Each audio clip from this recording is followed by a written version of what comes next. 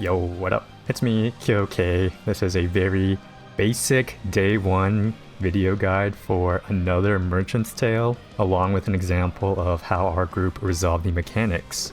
I'm sure better strats will come out in the future, and when they do, please go ahead and do those. These are day one strats with day one info, so don't get mad at me if these solves aren't optimal. Anyways, this is the hardest version out of the three for the criterion.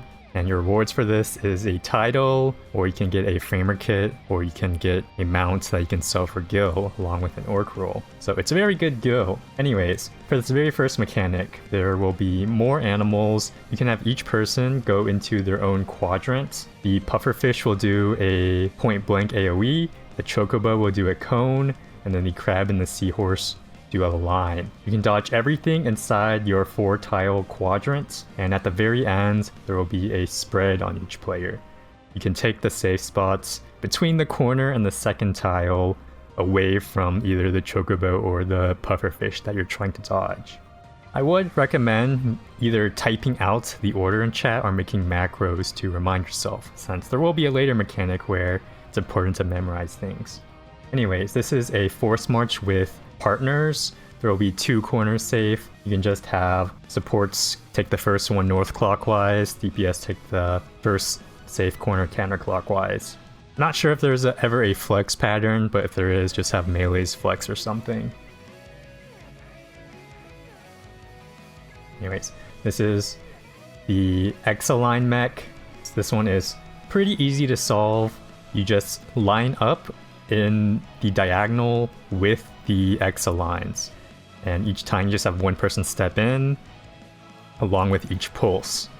After the second hit, each player's green marker will go off, which creates a big plus cardinal AoE, as well as the boss cleave. So if you're lined up in the diagonal, you dodge the green marker cleaves naturally, and each player just needs to dodge into the boss cleave. You just have one person step over each time, and it's free.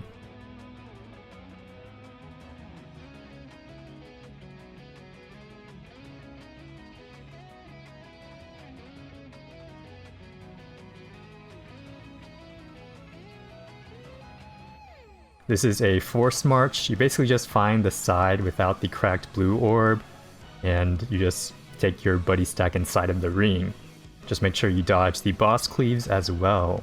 Very straightforward. You can use the same priority if you want. Supports clockwise, then DPS counterclockwise, and then make sure you step out of the final blue AoE that spawns.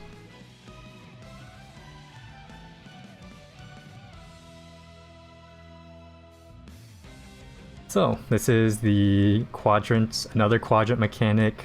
You want to place your yellow puddle in the back left corner. Doesn't matter back left or back right, we just did back left. It will cover the tile and make it inaccessible. Make sure you write down this animal order. You want to be dodging the line cleaves 4 times in your little safe spots. And at the very end, you want to drop 3 puddles and end on your back right square. This is happening at the same time as the animal cleaves, so just do your best to end up in the back right, because each player will have another plus-sized marker and you don't want to hit anyone else with it.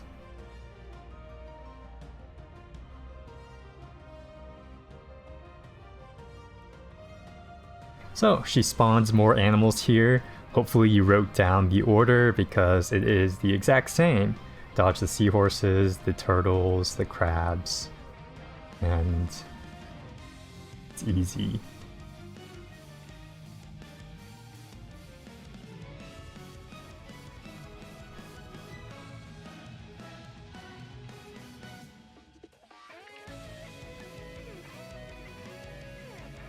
Make sure you dodge the boss cleave.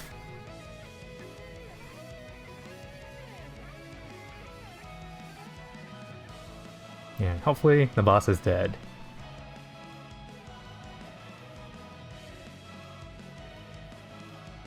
If not, you get this extra mechanic. This will pair the players together, and again, there will be 2 safe corners. You can either body language aside beforehand or set some sort of prio, like the healer pair always goes clockwise or something. You'll be dropping 3 puddles, and then you go into your donut, and then each pair gets a spread that just prevents you from taking the same corner as the other pair. Remember to dodge the second blue orbs, and that should be the last mechanic.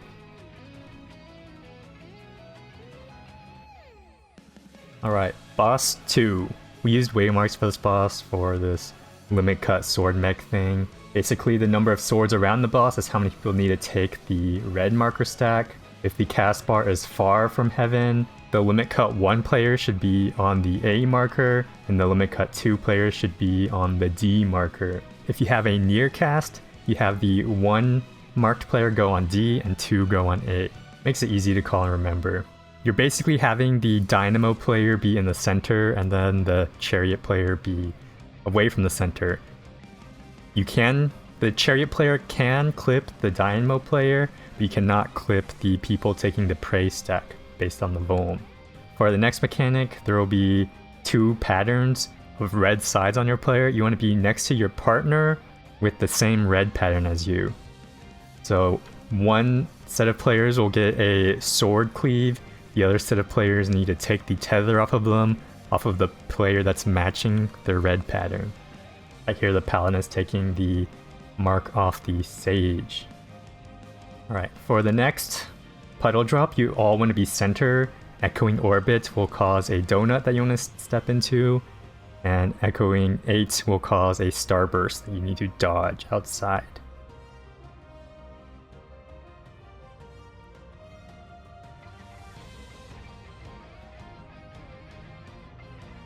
Far from heaven is center, 2 is out, on D if you'd like. And then silent 8 is every player drops their marker. Every player drops their puddle on their marker. You need to dodge the starburst pattern. You can only give the starburst pattern for that one. Same time, boss is casting a frontal Maul of the Wolf, just stand behind the boss, along with Fangs of the Underworld, which is a 3-person line stack. I don't think it's a wild charge, but tank should be in the front anyways, I guess. Alright, raid wide, and then the boss creates 4 outer safe spots based on the fire pattern. Each player gets 2 red sides on opposite sides of them. That determines which of the 2 outer safe spots you can get. At the same time, each player gets a sword AoE sent into them. Based on the sword you get tethered to, you may need to change your safe spot. If you're tethered to a sword that is to the side of you, you can take either spot.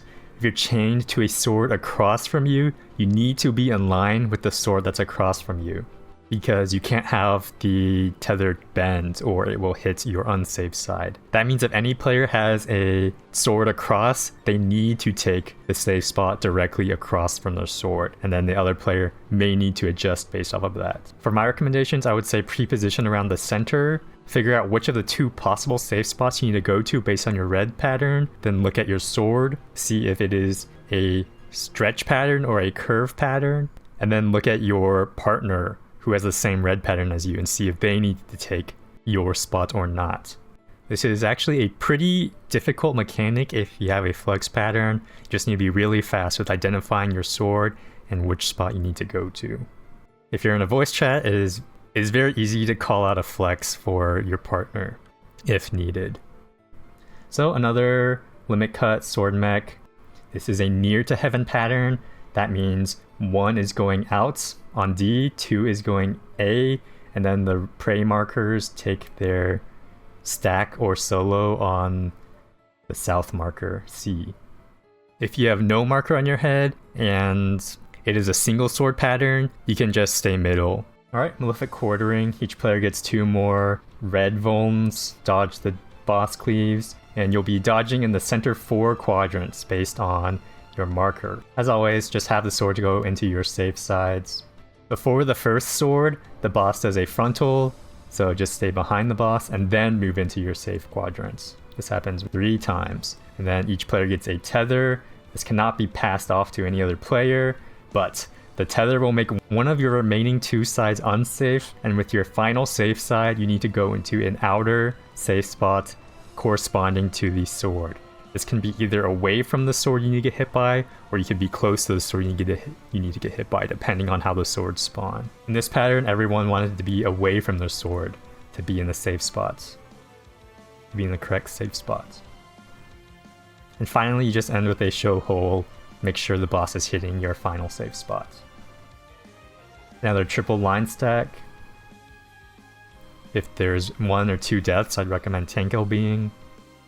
And the last real mech. First you dodge the flare, go away from the proximity. 2 rocks will spawn in opposite corners, and you want to stack center for chains. Break the chains in the opposite corners of the rocks, because you'll be dropping starbursts and you cannot hit the rocks. If your starburst hits the rock, it is pretty much a guaranteed wipe.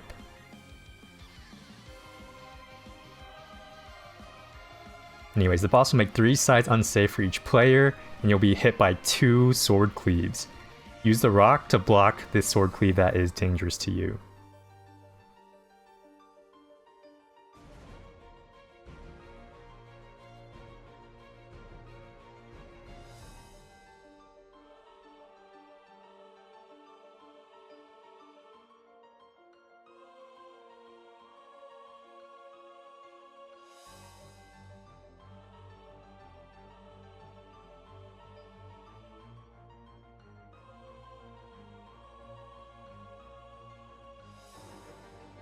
Oh yeah, and if you step into the rock, you die.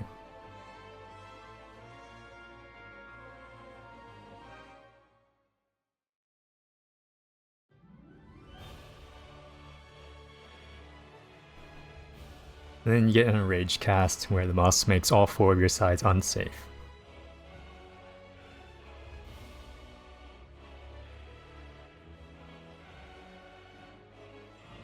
Alright, final boss. Parry of Plenty. She starts with a raid wide, then telegraphs a side cleave plus 3 dashes.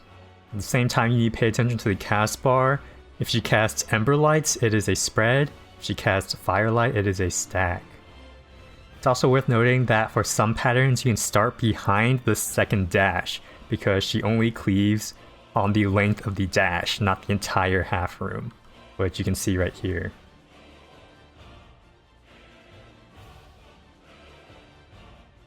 You can stay behind the corner marker, and then you can go across for the final dash. She ends with a Dynamo, be in, and then resolve the stack or spread.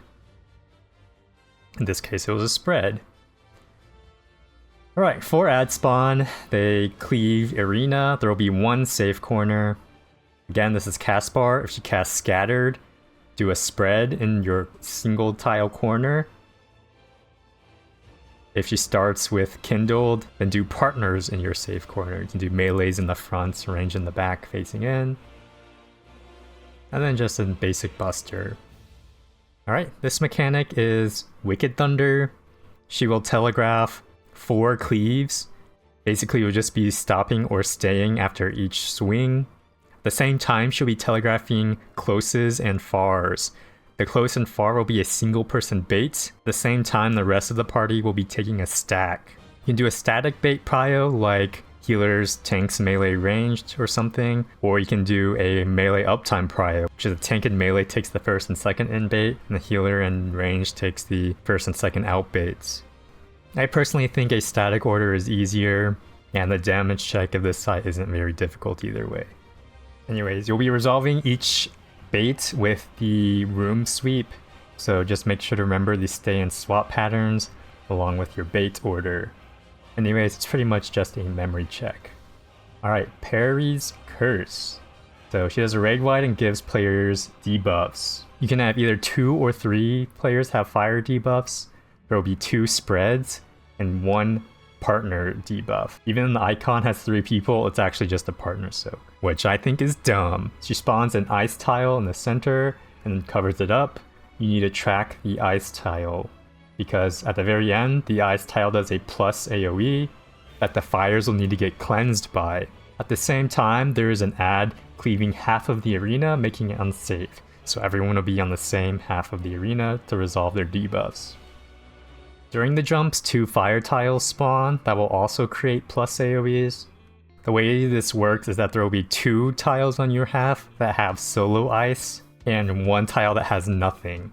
The fires need to be on the solo ice tiles, the nothings need to be on the nothing tiles. It's important to note that the pair debuff might be on an ice tile. So your group should either be good at pre-positioning or eyeballing which space to go to, because the spreads need to be on separate tiles away from the partners and the other spread. Anyways, here is a Mario Kart mech. The way we solved this was we first went to the safe spot on the edge, and we're basically just dropping puddles on the cardinal. Each cardinal we drop a fire puddle. This fire puddle persists, and at the very end there is a chain break that gets really messy if your puddles aren't stacked nicely. It's important to know that there can be a clockwise or a counterclockwise rotation based on how the second set of fire puddles spawn. You'll just need to quickly identify which way your group is rotating, and then at the very end, you group middle and then snap your chain. You can identify who your chain partner will be based on the alpha and beta debuffs, and you can have some sort of prio sets on which corner each player goes to. Anyways, this mech is pretty simple. There will be 2 short timers and 2 long timer debuffs, and there will be 4 towers. You can also see that the shorts get marked with a blue card on top of them. Basically, if you're a short, you're tethered to an ad that shows a cleave, and you want to take the tower that is either the most clockwise or counterclockwise of your ad. You basically just want to cleave as little of the arena as possible, and you cannot cleave another tower. Well, you technically can, you'll just give everyone a damage down. For the non-blue marked players, this is just a body language mechanic. Take one of the 2 remaining towers, and then the 4 towers repeats once more with the long blue timers. In summary, blue markers chad their tower, non-blue players body language one of the remaining 2 towers. And you do it for both sets. Next mech is pretty easy. It is just 2 partner stacks, and there will be 2 safe spots from the fire tile cleaves. Have some sort of prio, you can also just body language it. Not too hard. And finally the last mech, which is a pretty chaotic memory game. The boss does 4 room swipes at the same time. There's 4 sets of fire pair tiles spawning. There'll always be 1 safe quadrant in the center 4 tiles. You'll basically have to memorize the fire spawn order and the room sweeps and dodge each time.